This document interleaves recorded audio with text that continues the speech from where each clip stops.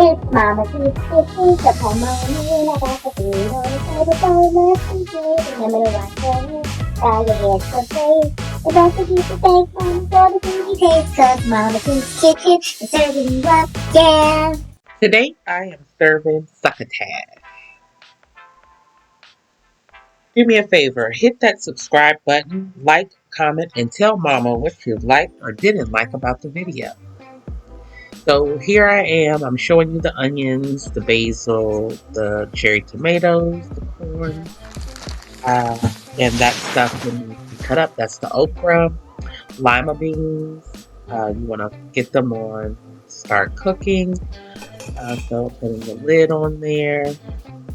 I went ahead and I'm crisping up some bacon. I went ahead and cut the tomatoes in half. If you have really big ones, you might want to cut them a third time, but this was fine. Hard.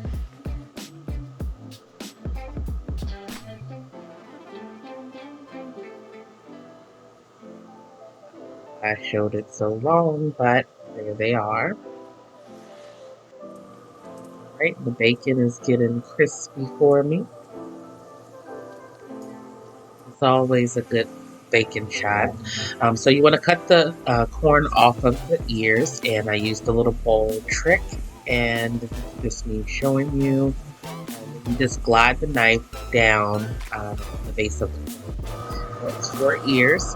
I took the bacon out, and I'm letting it sit there on a paper towel to dry out from the excess grease. Now that bacon grease in the pan, that's going to give our flavor. So the onions, garlic, and go in the pan. Now here is where you want to trust the process. You want to let this cook down. The onions will become translucent. Get some good color on them, as well as the okra. The okra, I learned a trick, which I used to cook it for my uncle for years. And he liked it slimy, but I'm not for sure which chef I learned this from, but they said that the reason it's slimy is because you don't cook it long enough. And I found that to be true in making this dish. So I trust the process. I don't worry about the color that the pan gets on, because you know what? It washes off.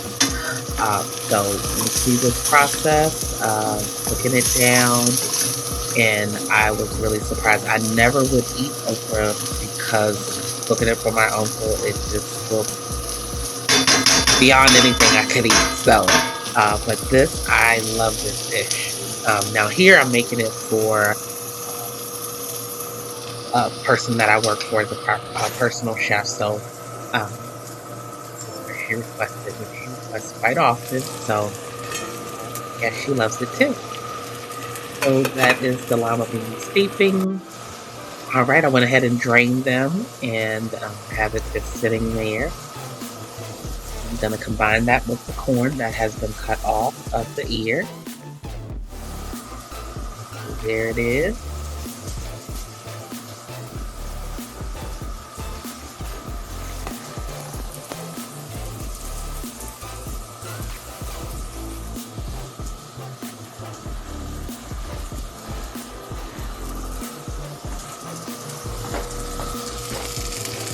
So, as you can see how far we've come with the okra, onions, and garlic. Definitely smells delicious. But as you can see, that sliminess is pretty much subsiding. It's still some there at this point, but it's going down. So, trusting the process and letting it go. I believe the heat right now is like on a medium low, not all the way on low, but got a good point right there. It's not on hot, because you don't want to see. And here you can see more that sliminess has gone. You can see the spawn on the bottom of the pan, which is nicely. And once everything else combines in and adds butter, that spawn will come up off that pan and add great depth of flavor in there. So do that as we go along. Alright, so I've added the corn and the lima beans, and I'm stirring that in to mix it a little bit. Okay, and then now I'm gonna add the black pepper and kosher salt. I like the kosher salt. You don't. It's not like the iodized salt, so you can use a little bit more. The flakes are bigger, but I try not to use too much salt. There that is. Mix that up. Okay, get that butter in there. And we all know butter makes everything taste extra good, so.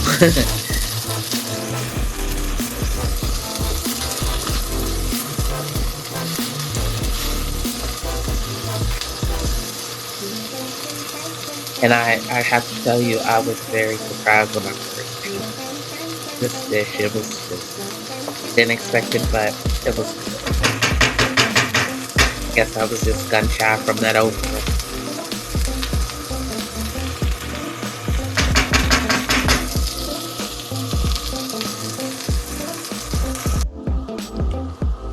So I chopped up the basil.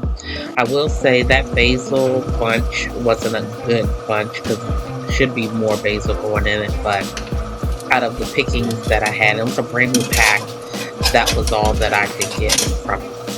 Now there was a tomato that got stuck down in the grill grate, so I used the spatula to pop it out, and I had to go get that off camera. Alright, so I'm adding tomatoes in. You do this at the very end. In the basil, and then you turn the heat off. You'll see that in a second. A few seconds. All right, there's the heat off, and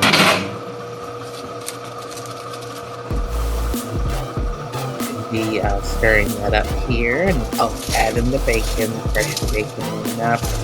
You can chop it, but that bacon was really crispy, so I said I'll just use my hand. And I know a lot of people like, oh my god, you're using your hands.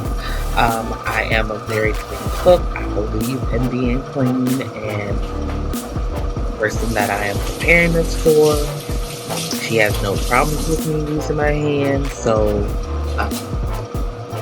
that's what it is. So if anyone that I'm preparing anything for has a problem with it, normally if I'm cooking for a catered event, I am gloved up, but this, I've been cooking for her for years, and when I'm at home cooking for myself, I don't wear gloves.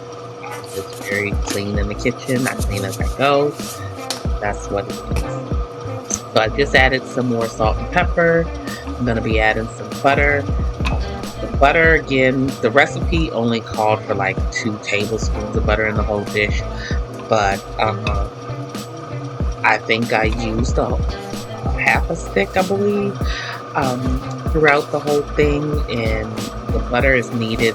What it does is when it picks that fond up off the bottom of the pan, and the moisture from the okra, that slime that was developed there, it acts as though it's like a sauce, a butter sauce, and it's just it makes the dish, I think.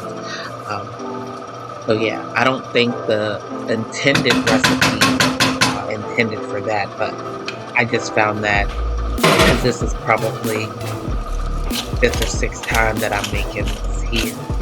So I definitely like to season throughout.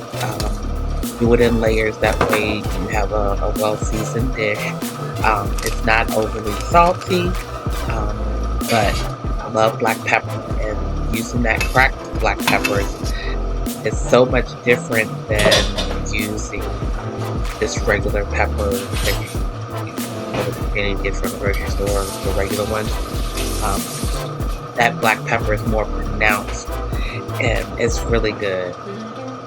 So here's me tasting it, and I want to get some of everything on there.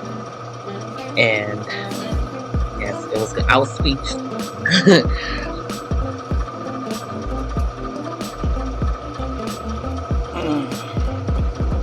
Now, what she likes to do is have me prepare the food, and then it's prepped for her meal prep. So I prep it, and then I freeze them so that throughout her week or month or however they don't make it to a month, she can just go into the freezer, grab it, heat it up in the microwave, and then, that's for a quick meal. All right, so that's the finished product. I hope you enjoyed this video. Please, please, please, I am new on here. I'm trying to get my subscriber count up. Please share it with your friends. Like, share, comment, and subscribe. Thank you.